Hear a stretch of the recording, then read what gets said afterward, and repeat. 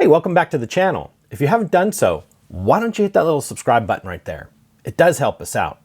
Do you have a favorite game from long ago and you've recently pulled it out and tried to play it in hopes of picking up where you left off, but were disappointed to find that your game just wasn't saved? Well, a lot of these cartridges use a battery internal, such as Pokemon. Now, these batteries can run a real-time clock or just a memory. The ones with the real-time clock will go through a battery faster, but they'll still last about 5 to 7 years. And anybody with good soldering skills can change this at home. But we'll give you some step-by-step instructions and a how-to on how to change that battery. So stick around and we'll tell you how it's done.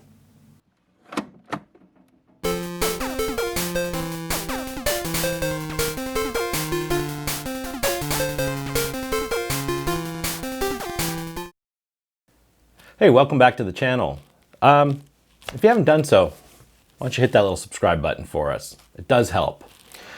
Today on the bench, we have some basic maintenance. These 3 Pokemon cartridges came to me because the batteries are dead. It's a common problem with the older cartridges, especially the Pokemon series.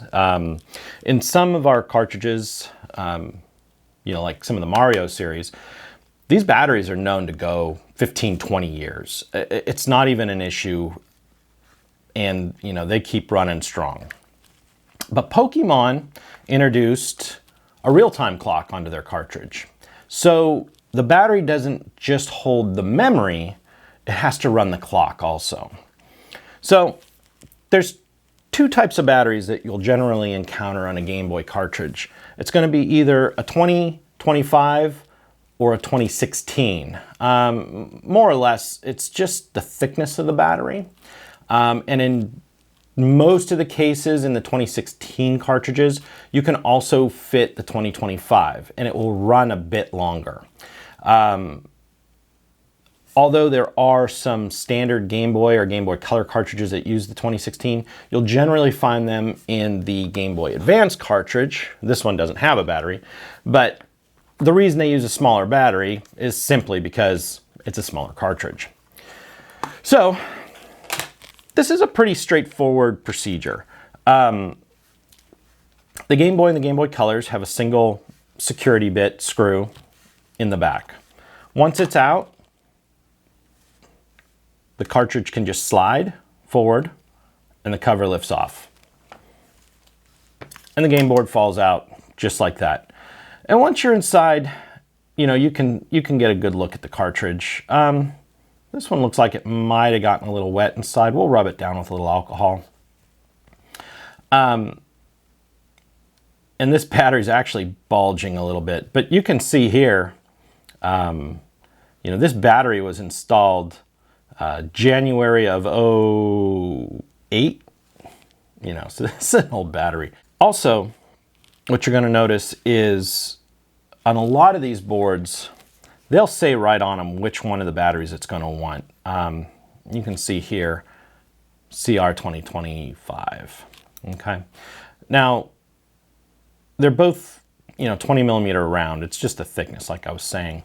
For the most part, you can buy these batteries in bulk, and they're not horribly expensive, and they'll come in different tab configurations. Honestly, if you get the standard configuration like this, you can use them in pretty much anything. You can bend the tabs down or trim them if you come across something with a through hole. But for the most part, this is what you're going to want. So I'll just set it aside for now. And the procedure is pretty straightforward. Flux, like I've said, is always your friend. So I almost always dab a little bit on this old solder. And this is where paste flux is good because, you're not dealing with small parts. You got a big solder pad to heat up. And the easiest way to get these off, is to slip something thin underneath it. Most of the time I just put a fingernail under it, put a little pressure, as you're heating the pad. And, but you can burn yourself on accident if you're not careful. And if you've got a soldering iron that's, you know, nice and hot, has a little bit of mass, it really should come up rather easy. Like that. One side's up. You can turn the board, grab the battery, and lift it up. Now, just to show you, grab the meter, put it where the camera can see it, set it to volts. You know, we're showing 0.2 volts in this old battery. Here's our new one. It should be about 3.2, 3.3. Yeah, 3.29. And yeah, it's showing negative because my probes are backwards. It's really not that critical. It's going to show you the same voltage regardless. So, once it's out, you know, we can dispose of that battery. These old boards used leaded solder, so we don't really need to clean it up. You know, in some of my other videos, if we've come across stuff with lead-free solder that we've really had to have the heat up high on, I'll use some wick and I'll pull the solder up off the pads. But, you know, like I said, it's not really needed. Also, if you get the battery off and you forget which side's which, these are marked. We've got positive here and negative here. And our battery is also marked.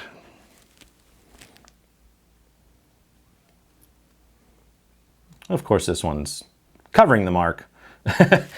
But we can come back with the meter and find out exactly what we want. So, you know what? That's a good practice anyway. So let's just put a probe here and a probe here, and it's showing negative voltage. So if we flip it around, it's showing positive voltage. Our red probe's positive. That means this tab is our positive tab. So it's very important you don't accidentally do reverse polarity on these. So since we've got the correct battery and we've got, you know, a little bit of solder flux already on it, you know, we could add a little bit of paste straight to our tab. This will help the solder flow real nice. Yeah, you got a little cleanup work to do afterwards, but, you know, better safe than sorry. So just line it up. Don't short it out on anything. Get our soldering iron.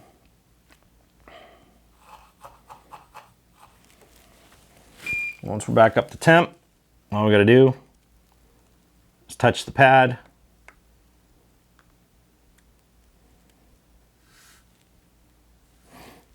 Well, we might need a little bit more solder on this one. So we'll just set that battery right there.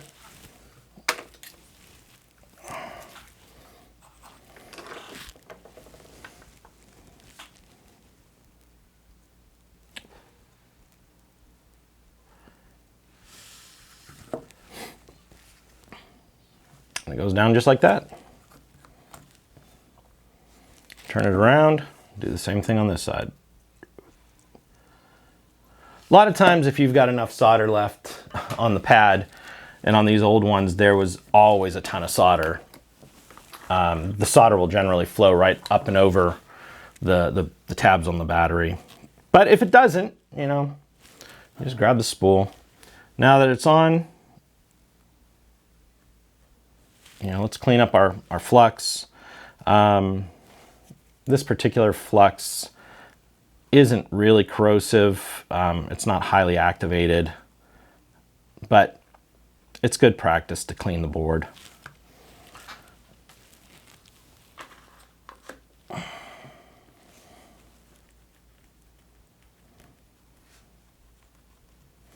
Okay.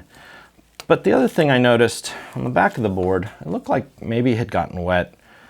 So, you know what? Let's just give it a once over. Make sure nothing's on it that's going to short out a pin.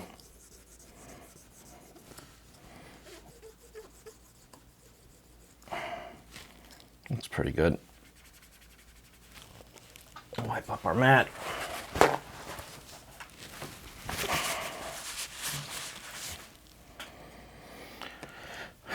And since we're in it, we may as well polish up our contacts. Now this alcohol, because of the pandemic, it's getting hard to find 90% alcohol. So you're kind of forced to use what you can find. And this is down to 71%. And you know, that's almost the bare minimum that I would ever recommend to anybody. There's some 50% out there. And if, you know, if that's all you can find, that's all you can find. But there's so much water in that you'd have to worry about some of the electronics. Anyway, since our battery's in and we've cleaned up our flux, you know, the case just goes back together with a slide and our screw goes back in the back.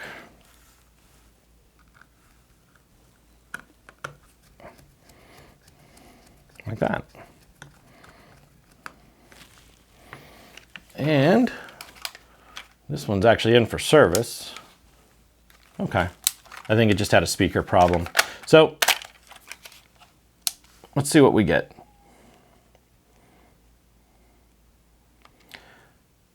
Cartridge is working good. We can say new game.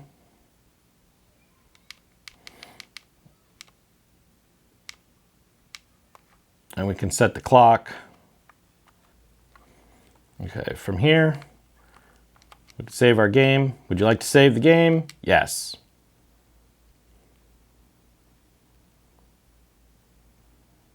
Okay. Now, we'll turn it off, turn it back on.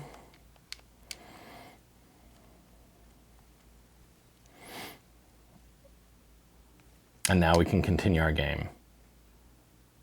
So, that's a successful battery install, and pretty much that's all it takes. I'll do these other ones off camera, and the NES and Super NES cartridges are very similar in procedure.